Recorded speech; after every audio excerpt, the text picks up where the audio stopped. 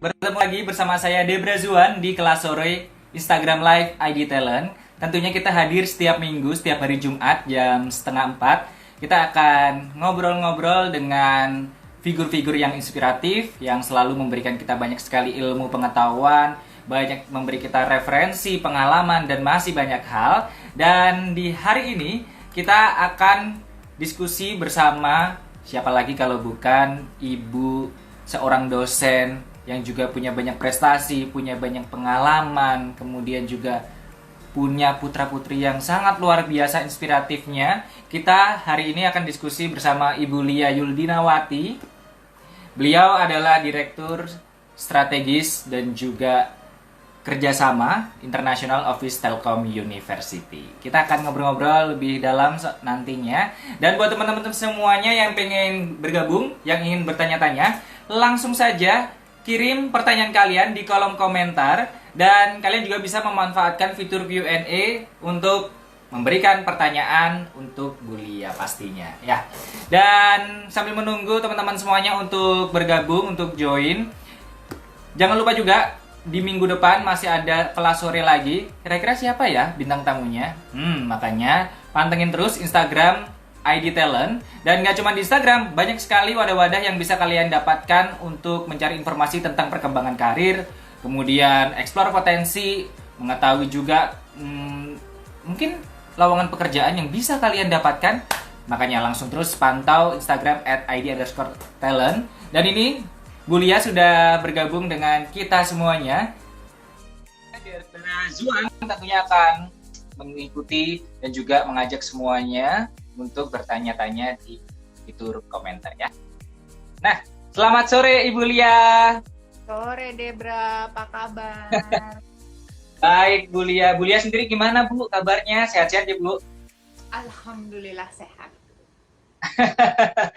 Gimana Bu? Sudah mulai aktivitas normal atau masih di rumah aja nih produktivitasnya? Udah normal Debra, udah hampir 3 minggu. Tapi sebetulnya pas waktu work from home juga karena saya di Direktorat Kerjasama, jadi memang udah banyak juga yang harus dikerjain, termasuk bolak-balik Jakarta-Bandung. Waduh. Nah, menarik Bu. Soalnya memang banyak teman-teman juga penasaran. Waktu kemarin saya share infonya, kita akan diskusi bersama Bu Lia. Penasaran, tugas dari seorang Bu Lia sebagai Direktur Kerjasama Strategis International Office Telkom University itu kurang lebih seperti apa sih Bu, kalau boleh diceritakan? Oke, jadi memang saya di bagian Direktorat Kerjasama Strategis International Office. Jadi ada dua unit ya Debra. Yang pertama, itu kerjasama strategis itu terkait dengan segala sesuatu yang berhubungan kerjasama. Jadi yang kerjasama urusannya nanti dengan bisnis, dengan industri, karena kan industri juga kan harus bermitra dengan kampus ya, terutama terkait lulusan dan lain-lain. Nah itu juga adanya di saya. Kemudian kerjasama akademik, karena antar kampus, baik kampus dalam negeri, luar negeri, itu juga salah satu tanggung jawab di saya. Dan yang terakhir, kantor urusan internasional atau international office, jadi yang terkait dengan student-student atau mahasiswa-mahasiswa luar negeri yang kuliah di kampus kita, Debra. Oh, berarti juga mengurusin itu ya Bu, Mahasiswa pelajar-pelajar yang asing, mungkin iya. mahasiswa asing. Nah, Ya, jadi terus mudah-mudahan waktu banyak kemarin ngurusin mahasiswa asing, jadi saya tampak jadi kayak kebule-bulean gitu, Deb. Kelihatan banget Bu. Ngarep ya, ngarep.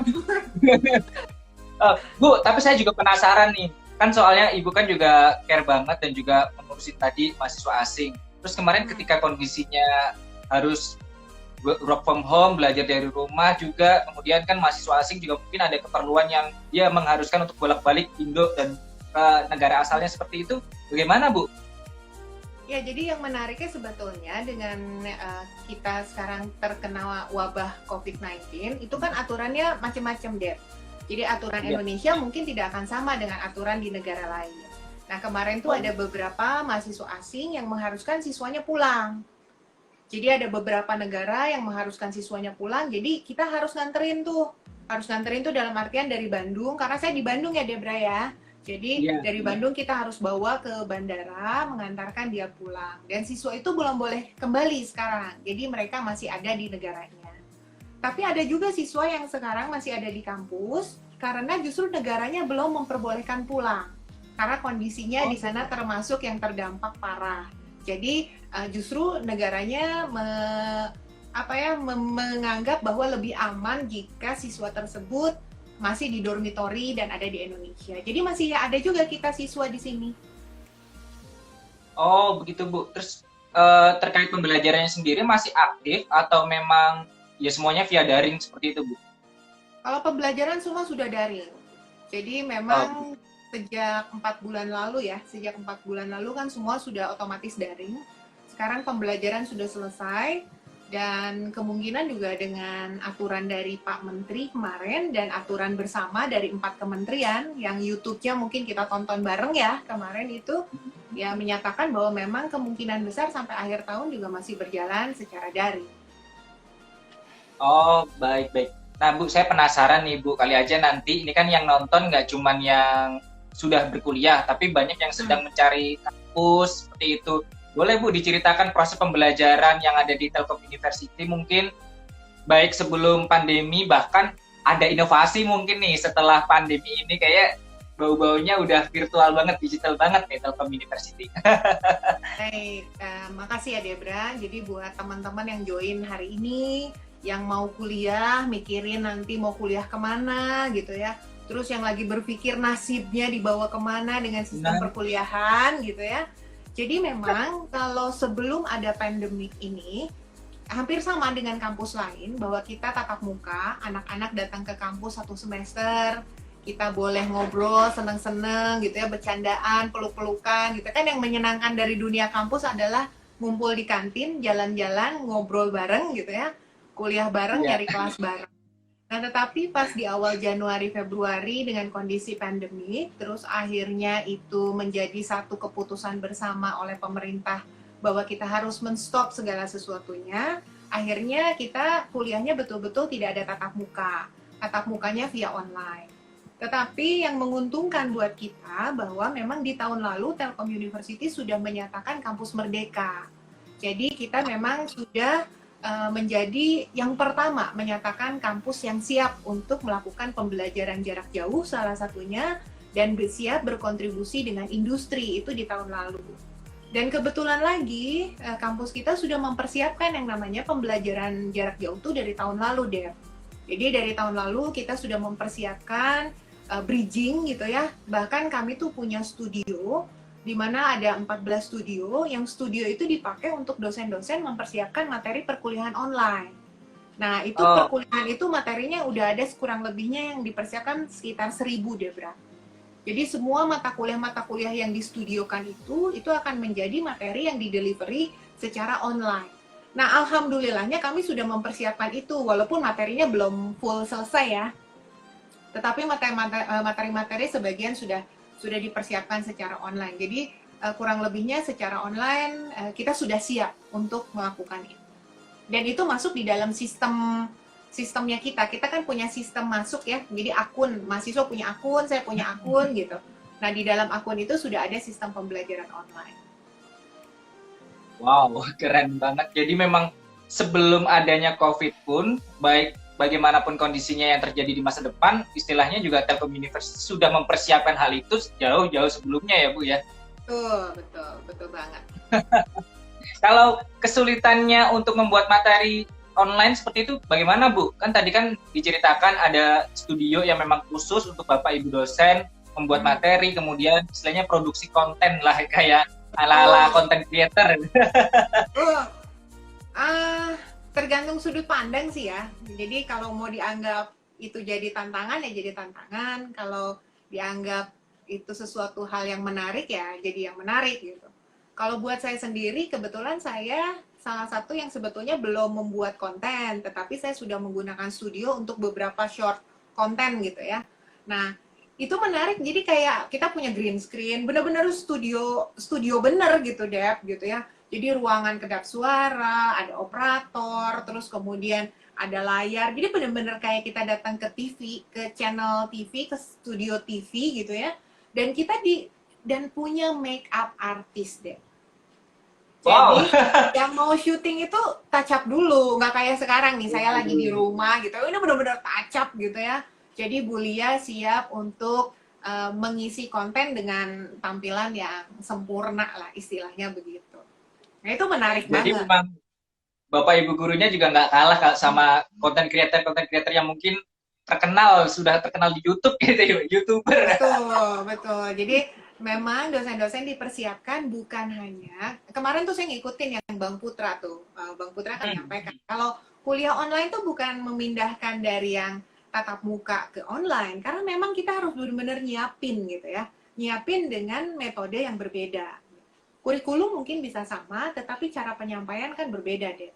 Jadi ibaratnya nonton, kemarin kan Bang Putra bilang, betul banget kalau yang namanya online tuh kita harus siap ditonton gitu ya. Dan harus menarik gitu, karena orang ngelihat kita berjam-jam atau orang mau berinteraksi menangkap inti konten kan harus kontennya mudah, jelas, dan bisa diterima kan. Nah, kesulitannya mungkin untuk dosen adalah itu, karena kami terbiasa menyampaikan secara tatap muka, kami biasa di kelas gitu ya, langsung berhubungan langsung dengan siswa. Sekarang jadi kayak artis, kayak presenter gitu ya, harus ketemu dengan kamera, terus kemudian kita harus baca gitu ya. Nah itu kan membutuhkan juga keahlian, dan itu menjadi kompetensi baru nih buat dosen. Wah, jadi secara pembelajaran nggak cuma untuk mahasiswanya saja, dosen pun punya impact positif secara kompetensi, secara skill, semakin berkualitas, semakin nambah gitu ya, Bu ya? Harus begitu, iya harus begitu, dan itu menjadi challenge ya, karena Hmm, tidak semua dosen siap untuk itu. Saya pun mengakui bahwa untuk berbicara di depan layar gitu ya, satu arah dan kita mengasumsikan di belakang layar itu banyak orang, itu kan challenge ya. betul. Terus gimana saya ngomong flat gitu ya, gimana saya ngomong harus dengan irama yang menarik gitu kan, itu juga butuh butuh satu talent ya, dan kita butuh untuk mempelajari itu. Jadi ketika dosen mengajar secara daring itu bukan hanya tadi memindahkan dari tatap muka ke aplikasi atau ke platform, tetapi metode delivery-nya itu yang harus disiapkan secara matang. Nah, Bu, kan beberapa jurusan juga ada yang mungkin bisa disampaikan secara online seperti itu. Tapi kan memang ada beberapa jurusan tertentu, mata kuliahnya, materi pembelajarannya itu kan rada susah ya Bu untuk disampaikan melalui online. Nah, seperti itu inovasi yang akan dilakukan Telkom University sendiri bagaimana Bu? Itu ya, jadi sebetulnya yang menarik dari kuliah tatap muka itu adalah berinteraksi antar orang, karena belajar mengajar itu bukan hanya sekedar delivery knowledge, tapi belajar mengajar itu kan kita berinteraksi sama orang ya. Kesulitannya adalah kalau kita lewat daring, itu kita tidak tahu kondisi mahasiswa kita saat itu sedang sehatkah gitu ya, mereka lagi bisa menerima pembelajaran dengan baikkah, lagi dimarahin orang tuanya suruh jemur pakaian, kita juga nggak tahu kali kan, di rumahnya juga ternyata listrik lagi mati, kita juga nggak tahu gitu. Nah itu kan challenge-nya tadi kan. Nah sekarang ketika kita harus mendeliver tadi terhadap mahasiswa, nah si materi yang harus kita sampaikan itu terutama materi yang eksak barangkali ya, yang hitung-hitungan gitu. Nah itu kan eh, anak-anak yang menerima harus fokus untuk bisa menangkap Ya, itu. Durasi mungkin tidak bisa terlalu lama. Terus kemudian cara menyampaikan mungkin nggak bisa hanya direct, tetapi harus ada tools-tools tambahan yang digunakan. Nah, di kampus kita inovasi yang terbaru adalah sekarang menggunakan animasi, Deb.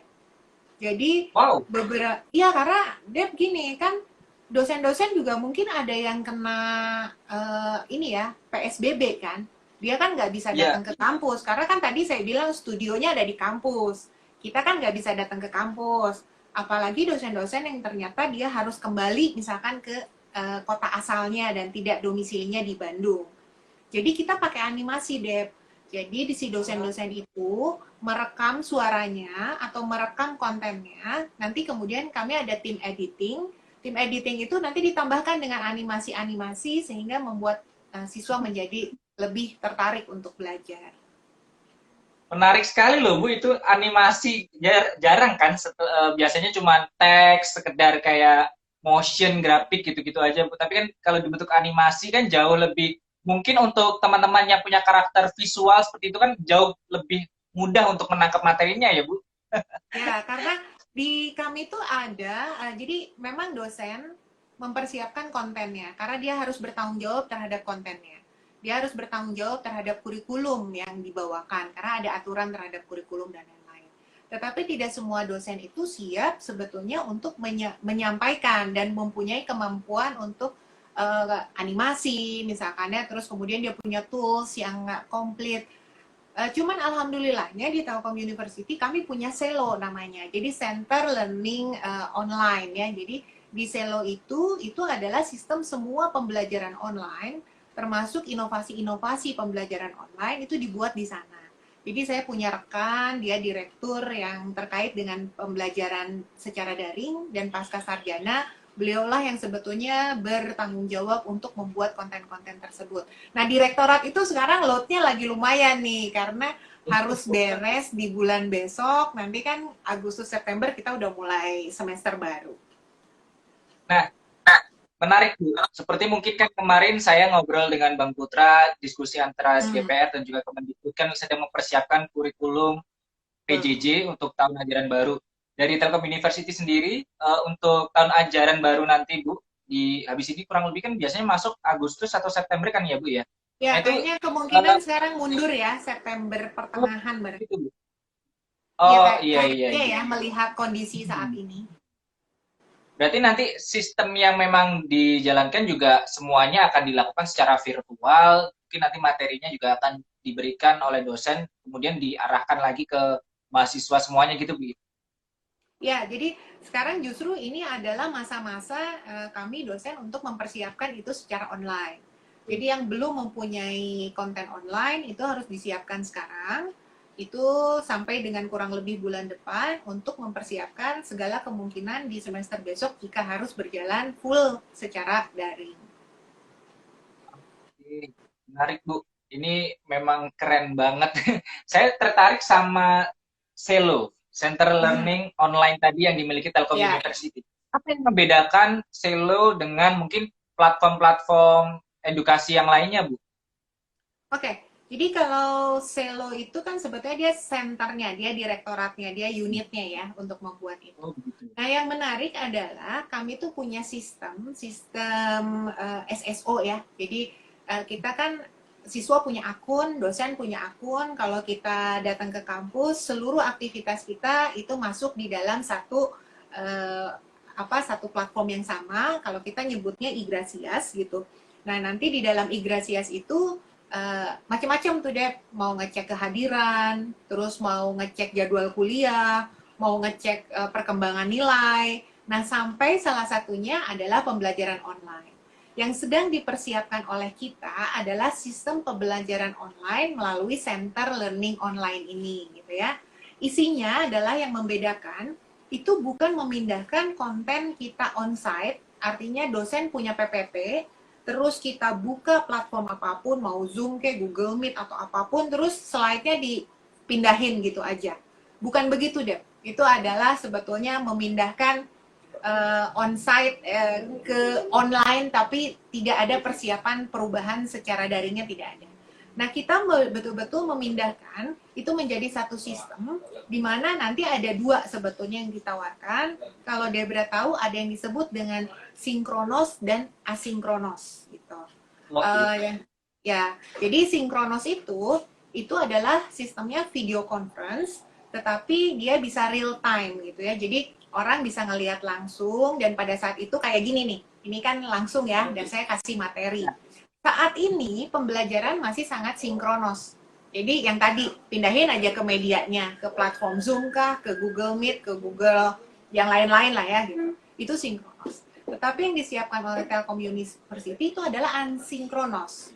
Jadi kita membuat tadi ngerekam di studio gitu ya, instruktur atau dosen dan mahasiswa mungkin tidak harus bersamaan melakukan. Tetapi kapanpun siswa itu siap, siswa itu punya waktu, beres ngejemur, disuruh ibunya sapu-sapu, dia mau buka, tidak harus di jam yang dia bersamaan dengan dosennya, dia bisa membuka itu. Dan di dalam konten yang disampaikan itu per berapa menit itu ada tahapan. Jadi nanti kalau dia ngikutin misalkan materi saya, terus dia harus ngisi dulu kuis. Kalau dia sudah ngisi kuis, nanti dia lanjut ke materi berikutnya. Nanti di situ ada tugas lain dan lain-lain. Jadi itu betul-betul disiapkan secara online gitu, dan siswa bisa mengikuti. Ibaratnya kalau siswanya ada di Belanda, siswanya ada di Amerika gitu, jarak waktu yang berbeda pun tidak jadi masalah. Di sana malam nggak harus standby ngikutin waktu Indonesia, tetapi mereka bisa mengikuti sesuai dengan waktunya yang dia bisa dan dia mau melakukan. Oh, oh, baik, baik, baik. Jadi memang canggih juga, Bu, teknologinya yang digunakan. Ya, Bu, harusnya saya itu, juga, harusnya sampai ke situ. Makanya kemarin Bang Putra kan bilang bahwa semua tidak siap, memang betul tidak siap, karena semua sekarang sinkronos gitu. Jadi saya kan punya jadwal nih, jadwal kalau kuliah tatap muka kan, jadwal kuliah betul. saya tatap muka dengan jadwal saya online itu sama. Saya nggak bisa skip dari situ gitu. Sedangkan kalau bicara daring, itu kan kita bicaranya tidak berbatas waktu. Anytime, everywhere gitu ya, kita harus bisa sebetulnya. Jadi seharusnya ketika bicara daring, yang tadinya kita tatap muka itu sinkronos, ketika daring itu harusnya asinkronos. Oh, baik, siap, siap. Saya penasaran, Bu Lia. Mungkin Hmm. dari Bu Lia sendiri atau rekan Bu Lia sesama dosen, ada nggak sih, Bu, cerita-cerita menarik ketika melakukan pembelajaran online atau ngajar ke mahasiswanya secara virtual selama masa pandemi kemarin, Bu? Menarik banyak. Contohnya ya, kalau Hmm, kalau saya tuh gini, kalau dengan online itu kan berarti otomatis sebetulnya menghemat waktu ya buat saya. Gitu. betul. Menghemat waktu, ibaratnya jarak tempuh saya ke kampus tuh lumayan jauh gitu. Kalau di rumah tuh saya bisa lebih multitasking. 5 menit persiapan untuk ngajar, ngajar kurang lebih 2 jam, 3 jam, terus udah gitu bisa langsung loncat lagi ke meeting gitu. Sedangkan satu hari mungkin saya hanya bisa melakukan aktivitas satu atau dua aktivitas saja. Karena kan tadi harus pergi dulu dari satu tempat ke tempat lain. Kalau sekarang kan semua bisa dilakukan di rumah. Gitu. Bahkan saya merasa lebih produktif dengan saya diam di rumah sekarang. Nah, yang menariknya adalah ketika saya tatap muka dengan siswa, terkadang siswa itu kan kuotanya terbatas ya. Jadi sekarang misalkan kuliahnya kita 3 SKS, kurang lebih hampir 3 jam, mungkin tiga jam itu tidak full. Karena kebayang memberatkan siswa. Laptop saya aja panas deh dari pagi sampai sore harus nyala terus gitu. Iya kan? Iya, Bu. Dari satu Iya. kelas ke kelas lain saya pegang, gila nih laptop udah panas gini gitu. Karena kan terus kan, terus dan itu kan menggunakan ini kan menggunakan wifi, jadi kan panas. Jadi menariknya adalah ketika saya ngelihat online, terus mereka biasa matiin kamera tuh, karena saya bilang masih sinkronos kan, jadi masih Iya, sinkronos, kehadiran dilihat dari wajahnya yang bisa saya lihat. Dan oke. wajah itu menjadi penting dilihat karena saya harus ngecek anak-anak sehat atau enggak. Mereka terkena COVID enggak daerahnya, zonanya di mana, itu kan jadi penting kan untuk dicek. Jadi ternyata pas dinyalain ada yang belum siap pakai kerudung, jadi mereka siap-siap pakai pakai mukena gitu ya. Terus ada yang di atas kasur sambil tiduran gitu.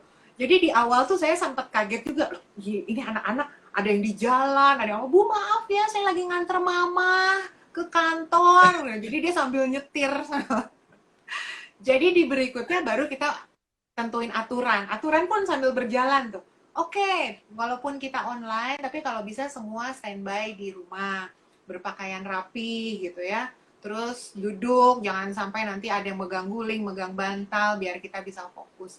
Aturan-aturan itu akhirnya sampai berjalan, karena saya berpikir yang tadinya kan ketemu di kelas. Jadi saya nggak berpikir ketemu secara online, mereka pun akan menggunakan dress code yang sama. Ada yang sarungan loh, Dep. Jadi macam-macam. Ada yang tiduran, ada yang sambil nyetir seperti itu ya, Bu. Jadi Iya, menarik-menarik cerita dari mahasiswanya. Tapi Bu, iya kalau karena Ibu karena sendiri, mereka berpikir kalau online itu kayak mereka lagi dengerin musik kali kan. Kalau mereka iya, online itu kayak lagi dengerin podcast gitu. Jadi, oh boleh dong saya sambil ngapain. Halo Mbak Eka, selamat sore. Ada Mbak Eka tuh. halo Mbak Eka. Wah, ini sudah bergabung juga nih Mbak Eka. Nah, saya penasaran Bu, kalau Bu Lia memilih materi-materi yang akan disampaikan ke mahasiswanya itu seperti apa, Bu? Nah, pada awalnya anak-anak itu memandang yang namanya online tuh pas minggu pertama, minggu kedua tuh menarik deh. Jadi exciting mereka gitu ya. Jadi waktu saya pertama kali, kita masih sistem sinkronos yang semester kemarin ya, jadi masih langsung video conference dan lain-lain. Seminggu ke satu, minggu kedua tuh mereka, ketemu tuh semangat. Jadi udah standby, semangat, video dinyalain gitu ya. Full materi yang saya sampaikan mereka bisa menangkap dengan baik. Tetapi masuk minggu ketiga, mereka mulai mengeluh. Karena semua materi disampaikan dengan secara online, dan ketika siswa tidak bisa mengikuti online 100%, tugas yang ditambahkan kan. Karena pertemuan online-nya dikurangi, tapi belajar mandirinya yang ditambah. Nah, belajar mandiri ini ternyata belum siap untuk semua anak, gitu. Karena anak-anak juga ternyata walaupun anak kuliah masih ada yang mereka harus belajar sistemnya secara berkelompok. Jadi belajar sendiri tuh buat mereka tuh itu menyusahkan, menyulitkan atau bahkan tidak menarik. Nah itu yang akhirnya masuk ke minggu ketiga, minggu keempat tuh mulai kelihatan galaunya anak-anak. Bu kapan dong kita kuliah? Bu saya mendingan di kampus aja, Bu mendingan langsung di kelas gitu. Tetapi bukan terhadap sistem online-nya, tetapi interaksi antar manusianya, Dep, yang ternyata menjadi masalah buat anak-anak. Mereka bosen kan di Berarti, rumah terus.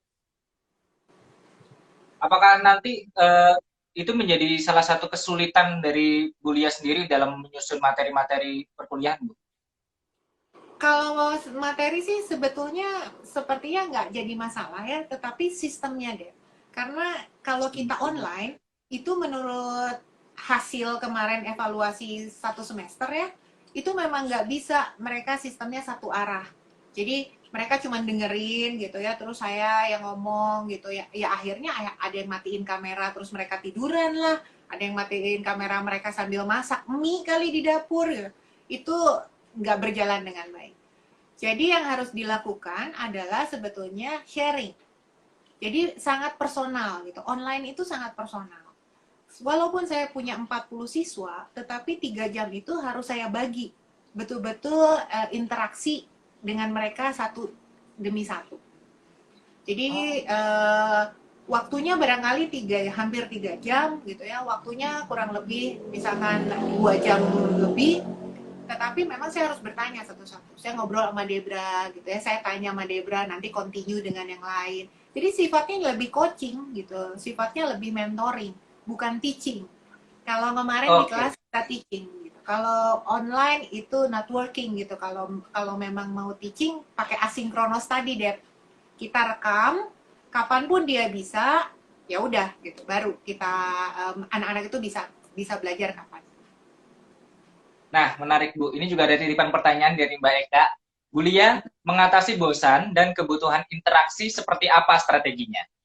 Ya, kalau untuk saya nih ya Mbak Eka, buat saya sebagai dosen dan buat saya di kelas gitu. Kalau dosen itu kan punya 14 kali pertemuan ya. Jadi kalau 14 kali pertemuan tuh 14 minggu nih Mbak Eka. Jadi 7 minggu di awal, terus kemudian ada UTS, berikutnya nanti 7 minggu di akhir. 7 minggu itu nggak bisa delivery-nya adalah seperti tadi. Minggu kedua bisa jadi saya kasih studi kasus gitu ya. Saya kasih video, dan video itu harus ditonton anak-anak sebelum pertemuan. Jadi ketika pertemuan itu kita ngobrol, ngomongin gimana video yang kemarin ditonton, lucunya apa, terus apa yang menarik, pembelajaran apa. Nah, interaksi yang memang personal in touch itu sangat penting buat anak-anak. Bahkan sebetulnya yang selalu saya anggap penting nih Mbak Eka, belajar mengajar itu sebetulnya tools gitu ya. Daring atau non daring itu adalah tools. Tetapi bagaimana kita membangun karakter itu nggak bisa lewat online. Saya nggak bisa bangun karakter mereka kalau saya nggak bisa berinteraksi, berkomunikasi langsung. Bayangkan kalau materi betul-betul selama 4 tahun mereka belajar daring, itu mereka tidak akan belajar leadership dari saya. Mereka tidak akan menjadikan saya role model, karena sulit untuk melihat saya sebagai role model kan, apa yang mau dilihat. Walaupun saya ada di sini, tapi kan saya nggak bisa ngobrol langsung. Jadi memang strateginya adalah lebih personal tadi. Dibanyakin komunikasi, lebih dibanyakin diskusi, terus kemudian tools-tools, cara-caranya mereka apa melakukan di rumah itu dijadiin materi baru buat kita. Ibaratnya TikTokan, anak-anak kan suka TikTokan tuh sekarang. Ya kita mau nggak mau harus nonton gitu. Terus kemudian lihat TikTokan apa sih yang lagi banyak ditonton sama anak-anak kan. Jadi kita kan harus update juga terhadap itu. Baik, tadi kan banyak sekali case-case-nya seperti ya mungkin ada yang masih siap-siap, ada yang juga melakukan aktivitas lain sambil mendengarkan Bulia mungkin ketika memberikan materi seperti itu. Bahkan ketika ditugaskan belajar mandiri pun memang kurang efektif. Nah, kalau misalkan pembelajarannya berbasis project base seperti itu, Bu, itu menurut pandangan Bulia sendiri di masa seperti sekarang bagaimana, Bu? Apakah efektif atau mungkin masih banyak hal yang perlu disiapkan? Ya project base itu sebenarnya bagus banget. Tetapi yang tadi saya bilang, mahasiswa tuh karakternya beda-beda. Ya, mahasiswa pembelajar tuh macam-macam. Ada yang sudah ready dia untuk belajar project dan dia paham step-stepnya apa, gitu. Itu akan mudah project. Tetapi ada siswa yang memang dia lebih sifatnya mengikuti ya, dia di dalam tim barangkali dia pengamat, dia observer gitu. Bahkan dia harus belajar dulu dengan teman yang lain, baru dia paham sebetulnya apa yang harus dilakukan. Kan makanya kenapa belajar onsite atau tatap muka itu yang pinter ngajarin teman-teman yang masih belajar, nah yang belum paham belajar dari yang sudah paham. Tetapi kalau online agak sulit deh. Mereka kan ketika project juga terkendala oleh sinyal, terkendala oleh kuota, sudah harus ketemu saya misalkan, terus kemudian mereka harus bikin kelompok dengan teman-temannya. Belum nanti temennya juga punya tadi ya punya kuota dan lain-lain. Nah, itu juga menjadi kendala sendiri. Kalau proyek dikerjakan perorangan, mereka tidak akan belajar antara sesama. Mereka nggak akan dapat hasil proyek yang optimal gitu ya. Itu sama aja dengan nge-resume sendiri kalau mereka ngerjain proyek sendiri. Jadi proyek itu memang bagus dikerjakan berkelompok. Jadi memang tantangannya banyak sih. Secara tim pun juga mereka nanti juga akan mendapatkan sisi positifnya begitu ya, Bu ya. Ya, betul banget. Ini tadi saya koreksi ya, yang SELO itu Center for E-Learning and Open Education. Namanya itu Oke. ya. Soalnya saya Siap, juga siap. sambil lihat dulu namanya nggak hafal nih. Bu, ada titipan Q&A lagi ini, Bu. Lalu untuk teman-teman sendiri yang mengalami kesulitan seperti itu, Bu, baik mungkin secara infrastruktur atau mungkin secara cara belajarnya seperti itu, treatment-treatment yang dilakukan bagaimana, Bu? Mungkin dari Bu Lia sendiri dan juga dari Telkom University. Ya, sebetulnya eh, kami pun sedang mengevaluasi. 6 bulan pertama ini kan menjadi proses pembelajaran buat kita ya. Apa yang sudah bagus, apa yang harus di-upgrade. Gitu. Jadi memang sebetulnya yang paling ideal untuk anak-anak itu harusnya blended learning gitu. Jadi kalau blended itu ada online-nya, ada on-site-nya gitu. On-site itu karena mereka harus belajar tadi berkelompok, mereka harus belajar ketemu dengan orang gitu ya, terus mereka juga harus tadi secara personalnya juga mereka kan masih dikembangin ya kalau anak-anak S1 tuh kan itu masih butuh. Tetapi karena sekarang kita terjebak oleh kondisi COVID gitu, nah itu yang menjadi PR. Jadi kemarin itu kalau di kelas saya, Deb, saya punya ini 3 jam misalkan ya waktunya dalam satu kelas, itu tatap muka sama saya tuh nggak lebih kurang dari mungkin setengah jam atau sampai 1 jam.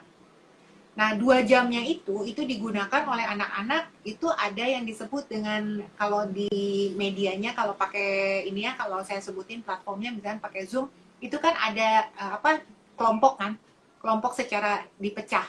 Jadi kalau lewat media itu, anak-anak bisa bikin kelompok sendiri-sendiri, jadi mereka bikin kelompok gitu ya di dalam satu platform, mereka belajar secara berkelompok, saya masuk ke kelompok mereka secara online. Jadi saya ngelihat, oh, oke, mereka lagi ngobrol apa. Jadi saya yang jadi kutu loncat masuk ke kelompok-kelompok. Tetapi mereka akan lebih fokus karena mereka hanya ngobrol secara bertiga, mereka ngobrol berempat gitu ya, dan mereka berdiskusi di situ. Bahkan di pertemuan ke-1, kedua, itu diskusinya bukan tentang kuliah, tapi sharing aja, ngobrolin apa sih yang kalian tangkap dari kondisi saat ini, gitu ya. Dan ini menjadi satu peluang dikaitkan dengan mata kuliah, karena saya ngajarnya entrepreneur. Dan ternyata ketika saya berkeliling dari satu kelompok ke kelompok, itu sesinya jadi sharing. Iya nih, di tempat aku ada yang begini, ada begini. Dan itu ternyata perlu buat anak-anak ya. Untuk ngobrol, mengemukakan isi hatinya. Terus kemudian mereka menangkap bahwa temennya juga punya problem yang sama. Itu menjadi penting buat anak-anak. Dan itu menurut saya menarik. Tapi, Deb, tidak semua orang dan tidak semua dosen ternyata tahu ada metode untuk nge-split jadi kelompok-kelompok. Itu kan nggak semua tahu juga. Oh, Jadi dosen juga harus belajar. jadi memang ya, karena mungkin juga adaptasi yang harus dilakukan secara cepat, kemudian cara belajar yang di-switch on-site ke online dan juga memanfaatkan berbagai fitur, memang kendala-kendala seperti itu juga sering terjadi ya Bu ya. Ya, jadi kalau di kelas ini ada yang dibilang jadi stalker ya katanya di split kelompok, bukan jadi stalker namanya. Stalk ya observer lah ya. Jadi kalau di kelas juga kan sama. Ketika onsite itu kan anak-anak bikin kelompok kan. Nah, saya biasanya keliling tuh kalau di kelas juga saya dengerin, oh mereka ngobrol ini, saya datang lagi ke kelompok yang lain. Tapi itu di kelas. Nah, sekarang kita pindahkan ini ke online gitu. Dan di online tuh ternyata ada satu fitur yang bisa membuat mereka dipecah sama saya dalam kelompok-kelompok kecil. Jadi mereka Ya, dipecah ke kelompok-kelompok, saya yang masuk ke situ, saya dengerin, oke, kelompok ini lagi diskusi ini, saya pindah ke kelompok lain. oh menarik. Berarti ini mungkin bisa jadi salah satu solusi untuk pembelajaran jarak jauh dan juga secara teman-teman sendiri bisa terus berinteraksi, terus bisa diskusi dengan small group yang dibentuk ya Bu. Ya, kalau misalkan dosen gitu ya, atau pemateri atau instruktur belum siap atau nggak tahu caranya, bisa dibikin lebih sederhana sebetulnya. Jadi kayak tadi saya 1 jam atau kurang 45 menit saya diskusi, saya kasih bahan bahasan, kemudian biarkan mereka terpisah secara berkelompok, bisa dipakai dalam scheduling kalau saya. Jadi mereka biarkan dengan kelompoknya sendiri, tidak saya awasi, tapi nanti ada grup mentoring sama saya, Dem. Jadi jam segini sampai jam segini kelompok ini mentoring. Jadi saya cuma tatap muka dengan kelompok tersebut. Tidak seluruh 14 pertemuan begitu, tetapi itu jadi sistem yang dimodifikasi ya. Sehingga interaksi saya dengan siswa juga jadi lebih personal. Baik, berarti memang dari mungkin range pertemuan ada beberapa metode yang dilakukan, baik yang sifatnya adalah satu arah, ada yang dua arah, ada yang small group, ada mungkin bisa jadi kalau memang memungkinkan bisa dilakukan project based seperti itu ya Bu. Bu, Tuh. tapi saya punya pertanyaan untuk mata kuliah atau jurusan yang sifatnya adalah praktikal Bu. Kalau menurut Ah, pandangan Bu Lia sendiri, bagaimana sih cara mengajar untuk dosen sendiri, untuk guru-guru, dan mungkin juga teman-teman cara sebagai mahasiswa untuk menangkap materi tersebut. Itu bagaimana Bu yang ya. sifatnya praktikal? Saya tuh punya beberapa teman-teman dosen yang memang materinya sangat praktikal.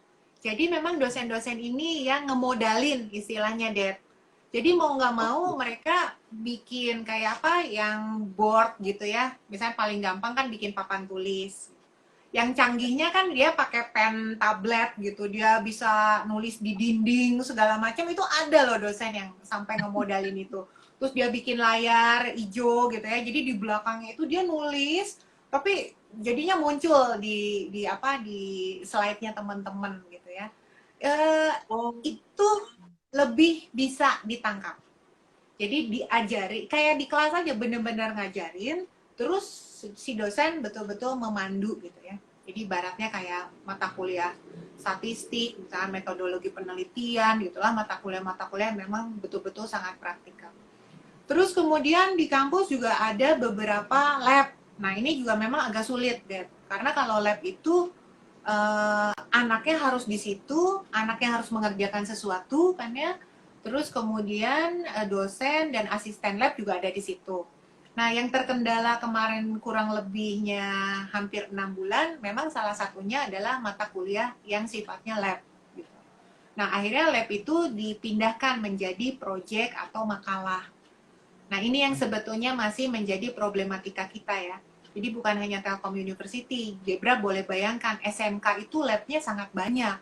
Dan mereka itu kompetensinya terlatih karena mereka bekerja di lab. Sekarang labnya tidak ada dan nggak mungkin mereka berdasarkan paper base kan. Masa semua pekerjaannya di teman-teman SMK semua harus berdasarkan uh, bikin makalah gitu. Nah, itu yang jadi PR yang harus disiapkan. Metode daring apa sehingga anak-anak ini bisa tetap skillsnya bertambah, kompetensinya diakui, dan mereka bisa lulus sesuai dengan standar kompetensi yang berlaku. Baik, berarti memang sebenarnya juga harus disesuaikan kembali sistemnya, apalagi yang seperti praktek kan selain yang mungkin dijelaskan sama Bu Lia tadi, kurang lebih seperti kayak di kampus lain mungkin kayak KKN, magang, seperti itu, ataupun jurusan-jurusan vokasi pasti kan juga mengalami kesulitan yang sama ya Bu. Ya, tapi yang menarik justru ini kayak magang gitu ya, kayak skripsi. Nah, itu justru ini kesempatannya jadi lebih luas, lebih lebar, Debra. Yang tadinya anak-anak hanya bisa magang di Indonesia, sekarang saya itu karena memang saya ada di kantor urusan internasional, jadi saya bisa bermitra dengan luar negeri sampai Amerika untuk menerima anak-anak magang. Lebih banyak justru kesempatannya. Dan bahkan anak-anak mengerjakan proyek dari anak-anak asing gitu ya, untuk gabung di kampus kita, masuk ke dalam riset center. Di kampus tuh ada yang namanya riset center. Jadi tempat-tempat para dokter-dokter membuat riset, itu biasanya butuh tim kan, butuh mahasiswa, butuh asisten-asisten. Tapi sekarang bisa virtual, jadi mereka tetap ada di mana, di Korea, di mana gitu. Tapi mereka bergabung di riset center di kampusnya di Bandung. Jadi potensinya Wow, juga ini berarti peluangnya jadi besar sebetulnya. peluang opportunity-nya juga kesempatan emas untuk mereka-mereka bisa diskusi, bisa sharing pengalaman juga dengan mahasiswa luar negeri juga, Bu, berarti ya. Nah, kalau untuk Ya, sistemnya atau untuk mencari informasi terkait permagangan yang bersifatnya internasional seperti itu, lewat mana, Bu? Kalau boleh tahu, Bu. oke. Kalau di kampus kita memang direktorat saya yang mencarikan opportunity itu.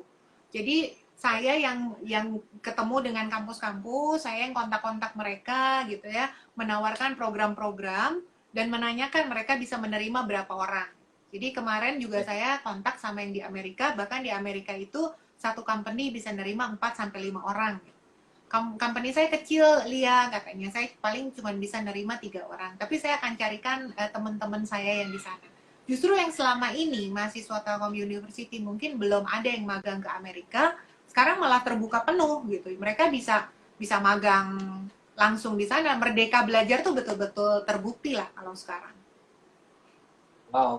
Kalau jurusannya sendiri, itu jurusan-jurusan seperti apa, Bu? Kalau yang magang online, kok saya jadi nyesel ya, Bu? Kenapa saya nggak kuliahnya masih aktif gitu ya? Kan saya bisa punya kesempatan yang sama. Kayaknya sih sebenarnya kalau sekarang ya nggak harus jadi siswa. Kayaknya kesempatan itu terbuka deh, Deb, kalau memang mau ya. Misalnya Debra tertarik dengan company tertentu, coba aja nerima nggak gitu online. Nah, kalau tadi kembali lagi jurusannya apa gitu. Memang jurusan yang lagi seksi sekarang kan bicaranya data ya, data mining gitu ya, big data, terus mereka harus bisa coding gitu. Memang permintaan-permintaan banyak company di luar itu yang utama itu bisa coding nggak? Terus dan bukan bisa loh, pertanyaan perusahaan asing tuh nanyanya mereka suka coding nggak? Beda kan bisa dan suka. Iya. Jadi mereka nanya, ya kalau bisa saja itu tidak dipakai sama kita. Tapi mereka harus suka coding katanya. Jadi saya mencari anak-anak yang suka coding. Terus kemudian sampai interior design pun ada di sana mencari. Karena mendesain itu tidak harus ada di kantor. Mendesain itu sesuatu yang bisa dilakukan jarak jauh. Jadi anak-anak di sini pun terbuka, mereka bisa mendesain di sini, tetapi asistensinya online, bahkan proyeknya digunakan di luar negeri. Wow, saya kalau tentang magang online ini benar-benar takjub sih Bu. Berarti kan memang ini kesempatan emas juga buat mahasiswa untuk tetap selalu aktif, selalu semangat gitu ya Bu untuk belajar. Iya. Karena kan memang beberapa cerita-cerita juga kemarin saya kebetulan juga ngobrol dengan mahasiswa, ada yang lewat fitur Instagram Live, ada yang ngobrol secara eh, chat seperti itu kan memang banyak keluhan-keluhannya seperti ya ada yang sekedar dikasih tugas doang, jadi kayak kurang mendapatkan materi-materi yang memang seharusnya didapatkan seperti itu. Dan mungkin ada cerita lain di tempat lain pun juga banyak hal lah seperti yang kemarin dikeluhkan adalah magang ini. Jadi kan setelah ini kan bisa jadi kayak solusi dan juga recharge buat mereka semuanya untuk tetap semangat belajar ya. Iya, betul banget gitu. Terus bahkan kalau di saya di International Office itu anak-anak asing dan anak-anak Indonesia itu setiap tahun kan ada exchange student kan atau Oh program begitu. exchange ya, jadi pertukaran. Jadi internasional program exchange. Tapi karena sekarang sedang COVID, kami nggak bisa melakukan exchange, anak Belanda nggak bisa ke Indonesia, orang Indonesia nggak bisa ke Korea gitu. Bukan berarti programnya ditunda loh, Dad. Tapi Oh, exchange-nya adalah online. Jadi online oh, exchange lebih lebih bisa banyak lagi studentnya gitu. Dan ternyata itu menjadi satu opportunity atau satu peluang yang ditangkap bersama ya. Bahkan di luar negeri juga bilang, oh iya ya Indonesia kayaknya belum bisa melakukan visit. Katanya, oke kita melakukannya online. Jadi kita betul-betul mempersiapkan modul-modul online yang anak-anak bisa ikuti.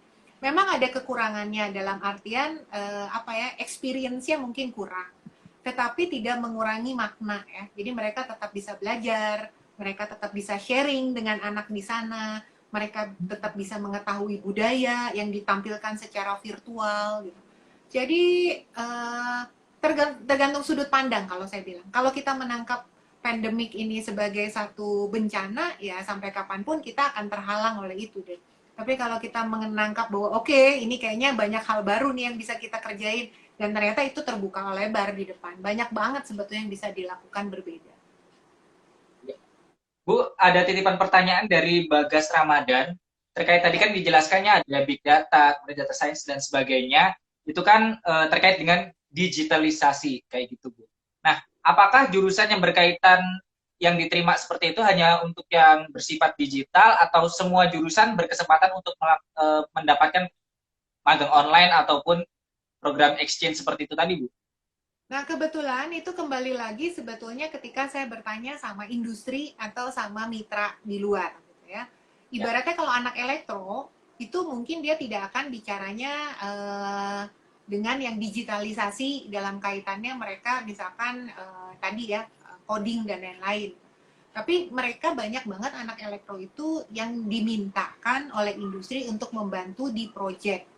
Jadi di riset center tuh anak-anak yang teknik itu banyak banget. Karena kalau yang namanya center riset itu kan banyaknya anak teknik ya. Nah, itu tergantung kebutuhannya. Tapi kalau misalkan company-nya misalkan kayak misalkan kalau bicara di Indonesia Telkom misalkan gitu ya. Terus bicara di luar negeri juga dia misalkan perusahaannya perusahaan yang memang sangat digital gitu. Itu permintaannya coding gitu. Jadi tergantung, dan kami berusaha mencarikan untuk seluruh siswa gitu ya. Opportunity-nya dibuka untuk seluruh siswa. Tetapi memang beda kebutuhan.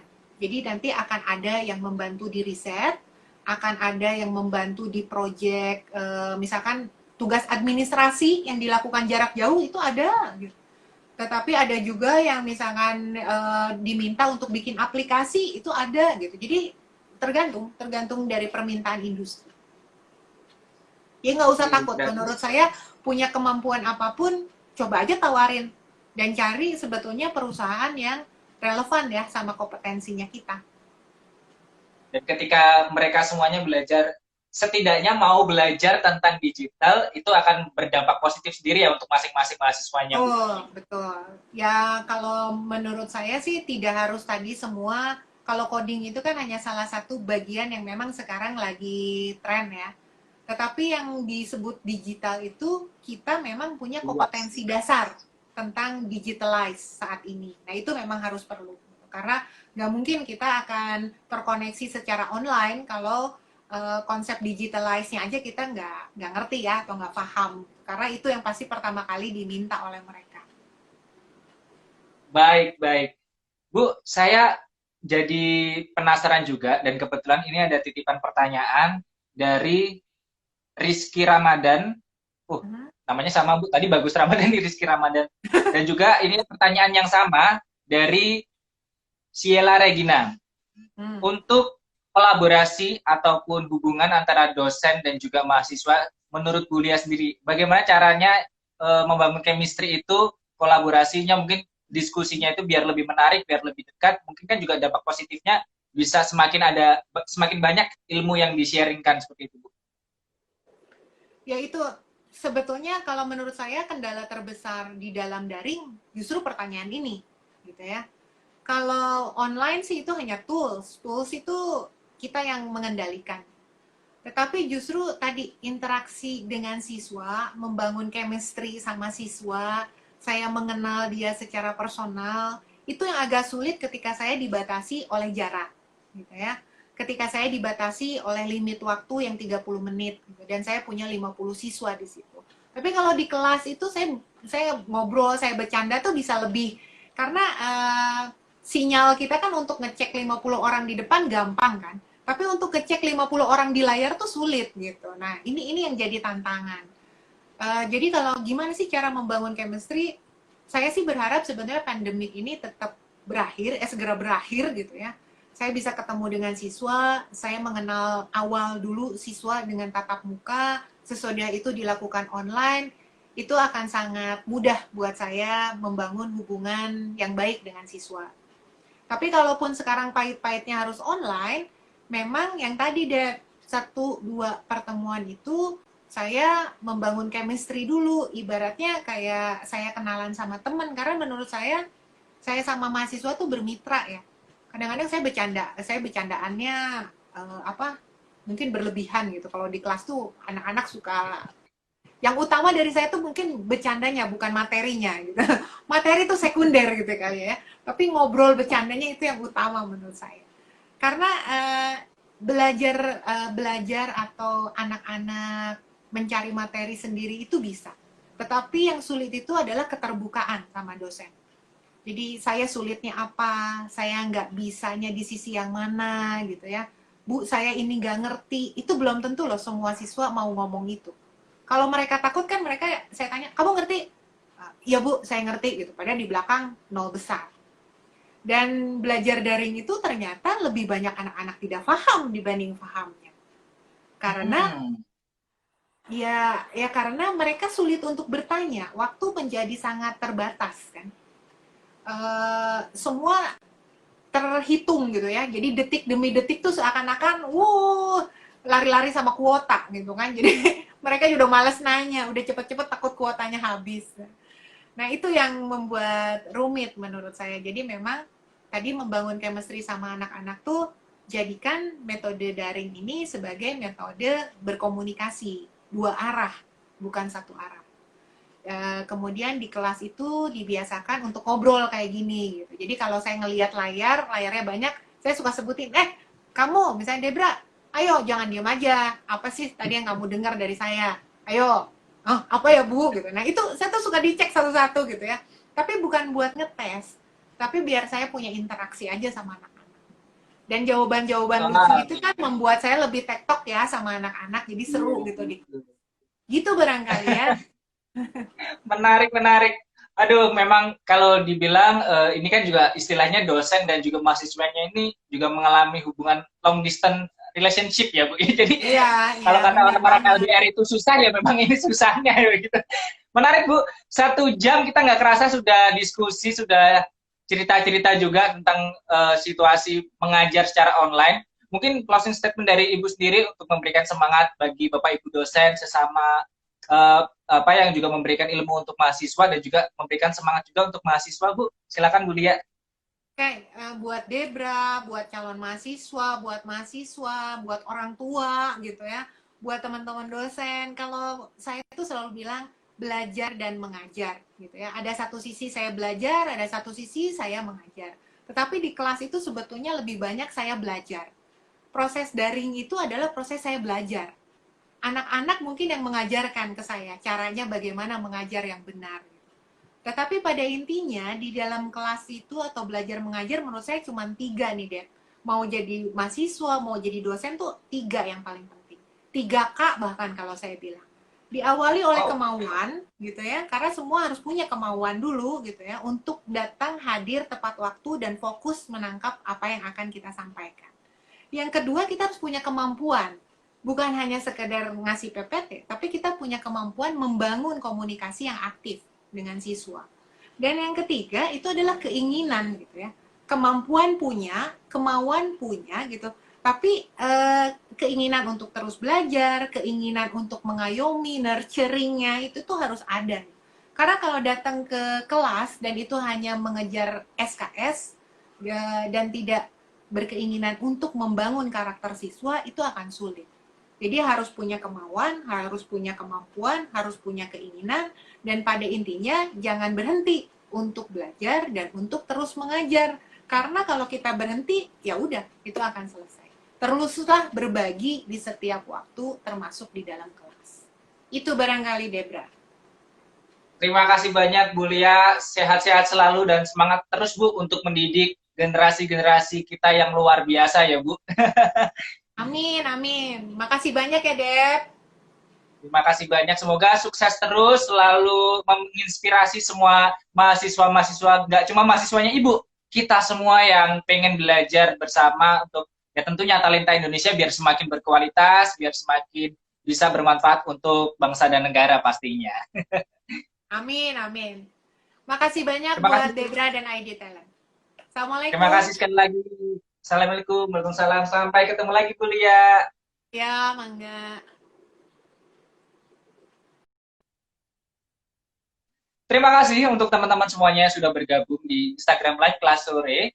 Minggu depan masih ada kelas sore lagi. Kira-kira siapa nih ya bintang tamunya dan apa yang akan kita bahas? Makanya buat teman-teman pantengin terus Instagram @id_talent dan buat yang Kangen pengen banget tahu sih informasi wisudanya tentang perencanaan jadi apa karir, namanya explore jadi talenta dan offline juga lagi potensi gitu. kamu, langsung aja pokoknya pantengin terus dan juga kamu bisa berkunjung di YouTube ID Talent ataupun kamu juga bisa lihat di website idtalent.id. Oke? Buat teman-teman semuanya juga yang pengen dengerin lewat audio, nah masih ada banyak sekali materi-materi yang bisa kalian dapatkan di Spotify ID Talent. Jadi buat teman-teman semuanya, yuk kita terus belajar, tetap jaga kesehatan dan jangan lupa juga untuk saling peduli dengan teman-teman sesama bahkan juga keluarga. Ingat, harus terus belajar apapun kondisinya. Baik, saya Debra Zuan mau pamit. Terima kasih banyak. Sampai bertemu di Instagram Live berikutnya. Dan tentunya saya ucapkan selamat sore. Bye-bye.